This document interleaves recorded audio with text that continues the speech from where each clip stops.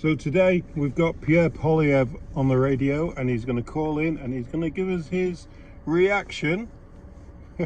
Well, not my reaction, his reaction to the budget and to crime and to the world and everything. Let's see what Pierre's got to say about the budget and the crime. No, the charter will throw out any of our changes. Let's be clear. The judges did not cause this problem. Justin Trudeau caused this problem. Yep. He is the one that brought in the catch and release bail system. He introduced a bill This is crazy. that allowed the same repeat violent criminals to be released the same day they are captured. Since Trudeau's bail reform came into place, the same 40 people were arrested 6,000 times in a year. Let me say that again. The same 40 people were arrested 6,000 times in 1 year under Trudeau's bail laws. That's because they're released again and again and again. Sometimes they're arrested 3 times in the same day. They laugh at the police. They say, look, I'm not going to spend time in jail because Justin Trudeau's bail rules will allow me out by noon. And then they reoffend. Thanks, before Justin. 1 p.m. So this is not about the judges. It's about Justin Trudeau. With the support of the NDP, doing a catch and release bail law, Poilievre government will bring in common sense bail reform that keeps violent repeat offenders who are newly charged behind bars until their trial and their sentence is complete. And we will destroy the crime problem with common sense bail and criminal justice reforms. Well, yeah, if you keep the criminals in prison, they're not, they can't cause crime.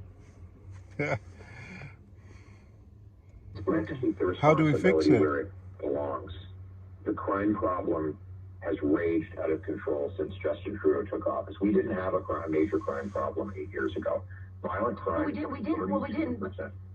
It is, and I understand that. But hold on. Under Trudeau, gang killings have doubled under Justin Trudeau. Let's not push the responsibility away. This guy's got to own what he did. He has caused the crime, chaos, drugs, and disorder in our streets, and the Pierre Poilievre government will use common sense to fix it. That's liberal. Trudeau also wants to legalize drugs, heavy, hard drugs. Well, the reason we have that problem is because, again, Justin Trudeau has effectively decriminalized hard drugs. He's now spending taxpayer dollars on what he calls safe supply. This is taxpayer money to supply people with hydromorphine and other super powerful opioids. Look, in Vancouver now, the Trudeau government is funding vending machines that hand out heroin-grade drugs. You walk up and put your finger on a button, and heroin pops out. Does anyone in BC can confirm that? Machines is 3 times more powerful than the OxyContin that caused the opioid crisis in the first place. So what's the common sense solution to that? 1, I'm going to ban hard drugs. 2, I'm going to stop giving tax dollars to give out those drugs.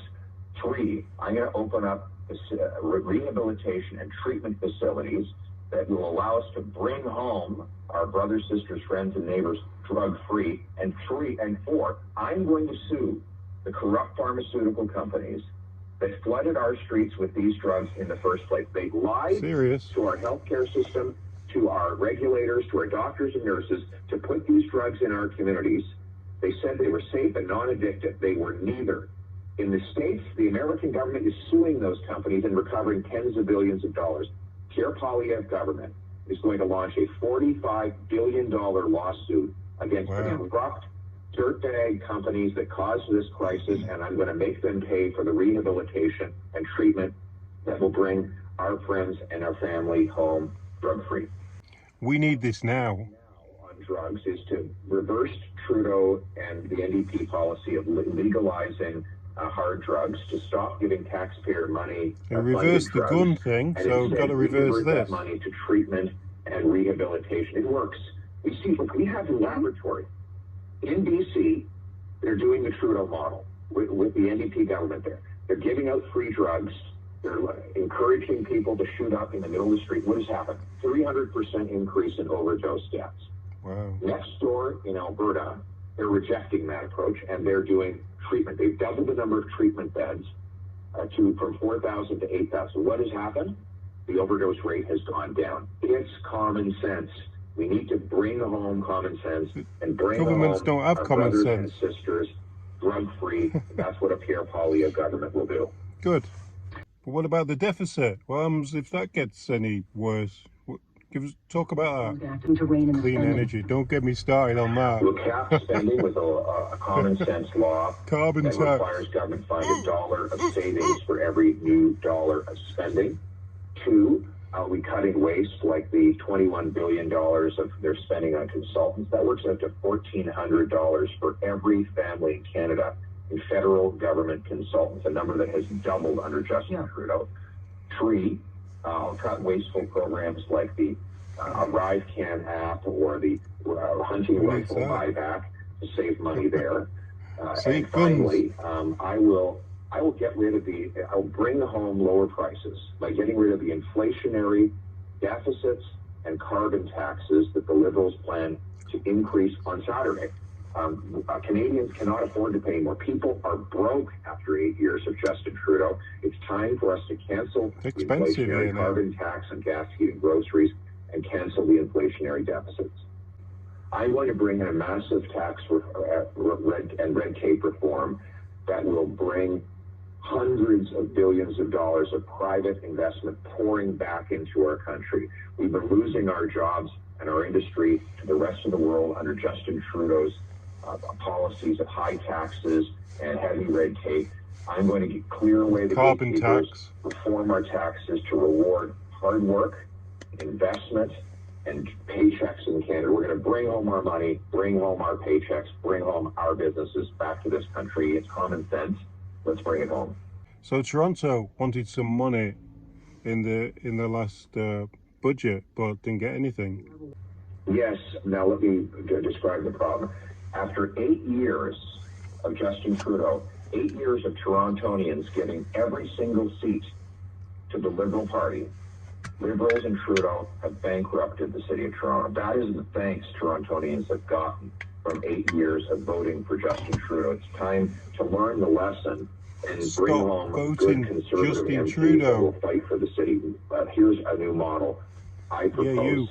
I would link the number of dollars big cities get in federal infrastructure to the number of houses they allow to get built. Right now, we have the most expensive housing in the G7.